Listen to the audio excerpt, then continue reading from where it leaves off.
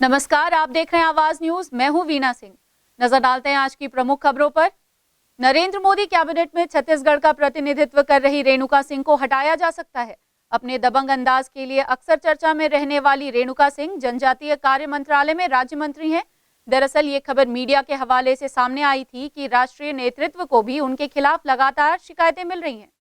दैनिक जागरण पत्र ने अपने वेबसाइट में एक खबर प्रकाशित की है कि केंद्रीय राज्य मंत्री रेणुका सिंह को केंद्रीय मंत्रिमंडल से हटाए जाने की दबी जुबान में चर्चा करीब 6 महीने से चल रही है। सप्ताह भर पहले हुई पार्टी के राष्ट्रीय अध्यक्ष जेपी नड्डा की वीडियो कॉन्फ्रेंसिंग के बाद इसने और जोर पकड़ लिया है। नड्डा वीडियो कॉन्फ्रेंसिंग के माध्यम से छत्तीसगढ़ में पार्टी के सांसदों से रूबरू हुए। केंद्र सरकार की योजनाओं को घर घर पहुँचाने के लिए पार्टी के अभियान की समीक्षा के दौरान जेपी नड्डा ने रेणुका सिंह पर अभी तक जिलों की बैठक तक नहीं लेने पर नाराजगी जताई। रेणुका सिंह ने सफाई देने की कोशिश की कि बेटी की शादी की व्यस्तता की वजह से बैठक नहीं ले पाई। जेपी नड्डा इससे सहमत नहीं हुए। उन्होंने यहाँ तक कहा कि लगता है आप पार्टी कार्यक्रमों को गंभीरता से नहीं ले रही हैं। ऐसे ही कई मामले हैं जिसे लेकर राज्य मंत्री रेणुका सिंह को केंद्रीय नेतृत्व से हटाया जा सकता है। सरकार में जो प्रतिनिधित्व दिया गया है वो सभी राज्यों से और सभी वर्ग के लोगों को उसमें शामिल किया गया है।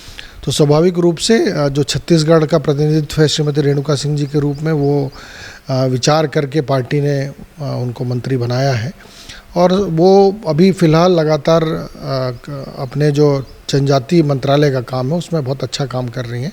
जहाँ तक किसी खबर के प्रकाशन की बात है कि कैबिनेट में कुछ संशोधन होगा और उसमें किसी को मुक्त किया जाएगा या किसी को जोड़ा जाएगा, तो मुझे लगता है कि अभी तक सिर्फ ये न्यूज़ जो है वो एक किसी मीडिया में प्रकाशित हुई है एक आध में, तो ऐसा कोई संदर्भ है नहीं। और जो भी होगा वो समय समय पर सरकार और संगठन अपने स्तर पर समीक्षा करती है, सभी के काम का परफॉर्मेंस की समीक्षा होती है और उस आधार पर फिर मंत्रिमंडल में बहुत सारे लोगों को शामिल किया जाता है। तो निश्चित रूप से ये जो नए कैबिनेट की बात हो रही है ये अभी बहुत दूर की बात है और इसमें कोई फ़िलहाल जो समाचार छपे हैं उसमें कोई सत्यता मुझे दिखाई नहीं पड़ती है। इसके दोनों बिंदु बहुत महत्वपूर्ण हैं, एक खेमेबाजी गुटबाजी का, मोदी के विचारधारा का और ये रेणुका सिंह की कार्यशैली का। इनका परिणाम होगा जो रेणुका सिंह को हटाने और रखने की बात चल रही। लॉकडाउन के चलते इस वर्ष नागपंचमी का रंग काफी फीका रहा। शहर में बढ़ते कोरोना के खतरे को देखते हुए निगम क्षेत्र के अंतर्गत 7 दिनों का लॉकडाउन लगाया गया है।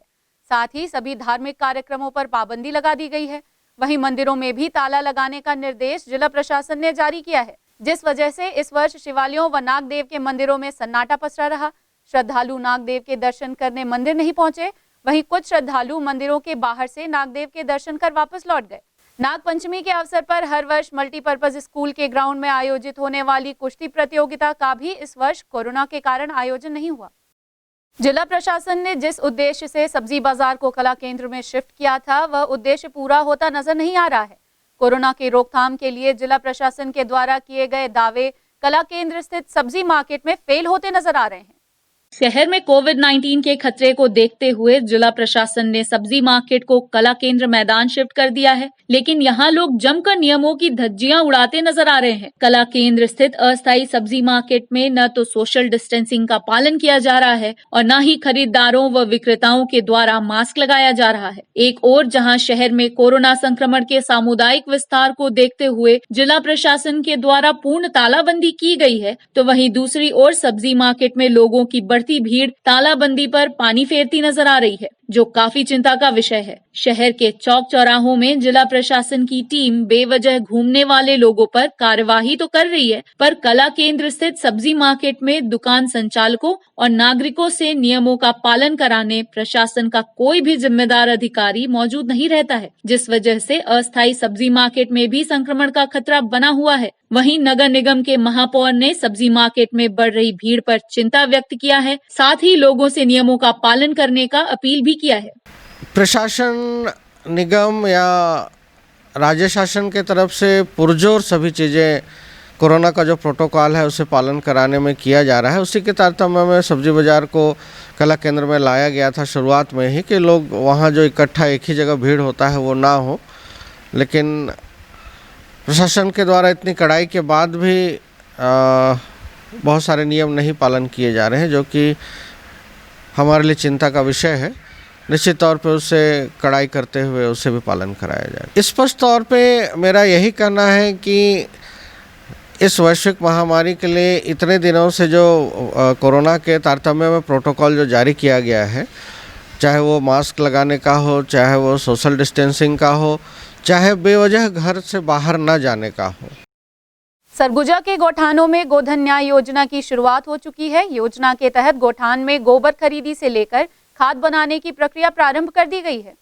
छत्तीसगढ़ में गौपालन को आर्थिक रूप से लाभदायी बनाने के लिए प्रदेश सरकार ने गोधन न्यास योजना की शुरुआत की है। गोधन न्यास योजना की शुरुआत प्रदेश में गौपालन को बढ़ावा देने के साथ ही उनकी सुरक्षा और उसके माध्यम से पशुपालकों को आर्थिक रूप से लाभ पहुंचाना है। प्रदेश की सरकार ने प्रदेश भर में 5000 गौठानों की स्वीकृति दी है। गोधन न्यास योजना का संचालन इन्हीं गौठानों के माध्यम से किया जाएगा। गोधन न्यास योजना का लाभ नागरिकों को मिल सके, इसके लिए जागरूकता अभियान के साथ साथ प्रचार प्रसार भी किया जा रहा है। गोधन न्यास योजना के तहत केशवपुर स्थित गौठान में 2 रुपए प्रति किलो की दर से गोबर की खरीदी शुरू हो चुकी है। साथ ही गोबर से जैविक खाद बनाने की प्रक्रिया भी प्रारंभ कर दी गई है। अब देखिए, अभी तक क्या है कि छोटे टुकड़ों में लाना चालू कर रहे हैं। जैसे जैसे अभी गांव में तो रोपा उपा खेती कृषि का काम चल रहा है, जैसे ख़त्म हो जाता है वैसे हम लोग प्रचार प्रसार इसका चालू करेंगे और ज़्यादा से ज़्यादा इस योजना का लाभ मिले लोगों को, ऐसा प्रयास करेंगे। अभी कम से कम 1.5 से 2 कुंटल आसपास की खरीदी हुआ है। और चूँकि क्या है कि ज़्यादातर किसान खेतों पे ही अभी रहते हैं, और जैसे खेत का फसल जैसे पूरा हो जाता है उन लोग का, तो हम लोग प्रयास करेंगे और उनको जागरूक करने का प्रयास करेंगे, जो कि मुख्यमंत्री जी का जो योजना है वो हर घर तक पहुँचे और इसके ज़्यादा से ज़्यादा लाभान्वित मिले।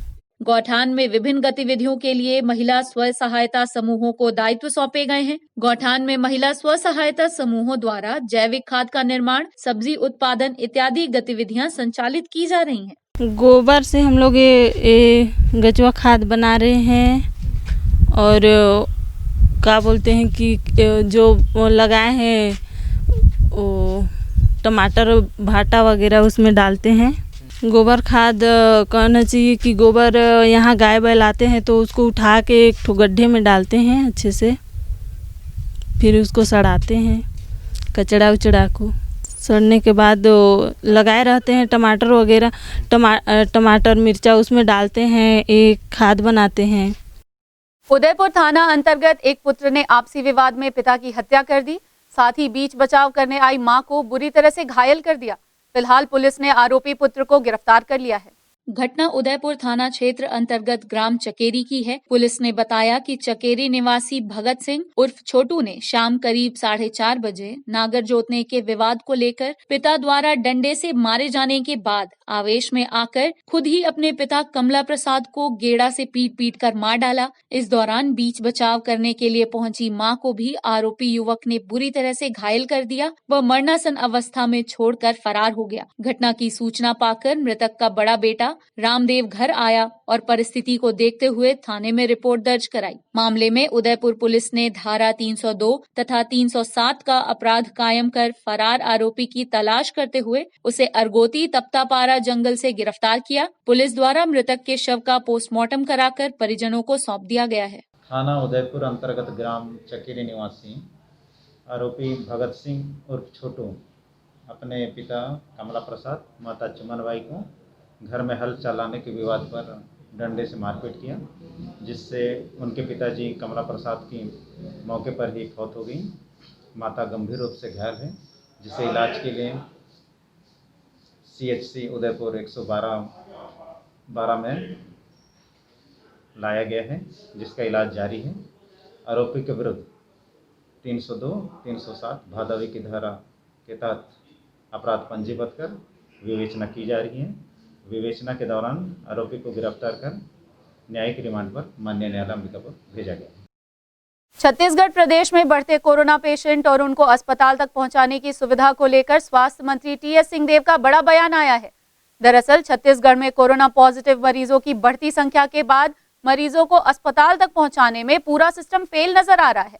जमीनी हकीकत यह है कि कोरोना टेस्ट में पॉजिटिव आने वाले मरीजों को कोरोना अस्पताल तक पहुंचाने में 12 घंटे लग जा रहे हैं। वहीं प्रदेश के स्वास्थ्य मंत्री भी मान रहे हैं कि मरीजों को अस्पताल तक पहुंचाने में 12 घंटे नहीं 2-2 दिन लग जा रहा है। इसमें ये सही बात है कि 24 घंटे नहीं बल्कि 2 दिन भी कहीं कहीं लग जा रहे हैं, ये भी जानकारी मेरे पास आई है। और इसमें जिला प्रशासन को हम लोगों ने बोला है कि और एम्बुलेंसेज आप अधिग्रहित करिए, ये गाड़ियों की व्यवस्था करनी पड़ेगी। ये जो आप कह रहे हैं एकदम सही बात है कि एम्बुलेंस की लाने ले जाने में दिक्कत जा रही है। कलेक्टर्स अधिग्रहित करेंगे और गाड़ियों का कमी नहीं होने देना है। दूसरा पहलू ये भी है कि 400-400 पेशेंट डेली आ रहे हैं, जिसमें रायपुर अकेले के 200 से ज़्यादा, तो 200 से ज़्यादा पेशेंट एक दिन में आना वो भी एक समस्या हो जा रहा है कि उनके लिए वो सुविधा देना। लेकिन ये एक शासन का काम है, वो शासन की जिम्मेदारी है कि वो व्यवस्था बनाए और हम लोग करेंगे उसको। खबरों का सिलसिला जारी रहेगा, लौटते हैं एक छोटे से ब्रेक के बाद।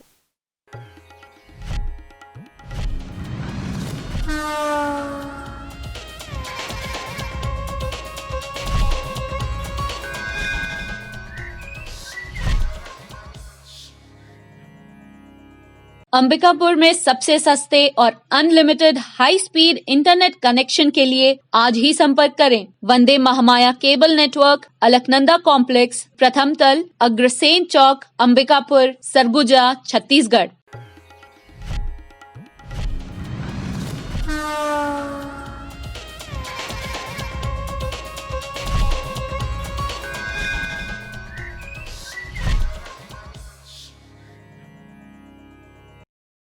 ब्रेक के बाद आपका स्वागत है। बढ़ते हैं अगले खबर की ओर।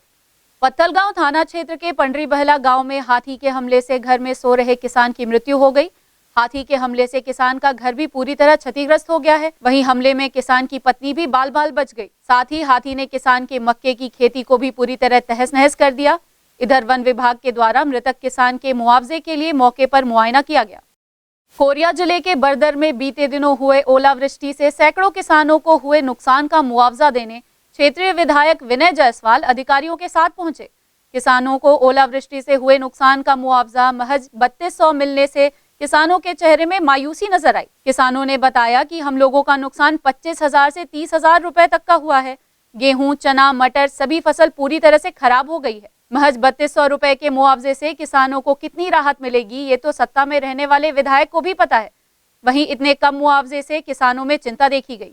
वहीं विधायक ने कहा ये पुरानी सरकार की योजना है, किसानों का नुकसान ज्यादा होता है लेकिन शासन 3200 से ज्यादा नहीं देती है। नुकसान हुआ, मान लीजिए हम लोग गेहूँ, चना, मटर ये सब नुकसान है, करीब 20-25 हजार का नुकसान हुआ है। इसमें 3200 का चेक मिला। देखिए निश्चित रूप से जो शासन की जो योजना है, ये पुराने शासन की योजना है। जो आपदा आती है और उसमें 3200 रुपये मैक्सिमम उनको मिल सकता है, जबकि नुकसान ज़्यादा का होता है। तो सरकार इस बारे में भी सोच रही है और ये जो आपदा प्रबंधन या आपदा की जो राशि है, इसके लिए भी सरकार निकट भविष्य में काम करेगी। बुलेटिन में फिलहाल सिर्फ इतना ही। शहर से जुड़ी खबरों के लिए देखते रहिए आवाज न्यूज।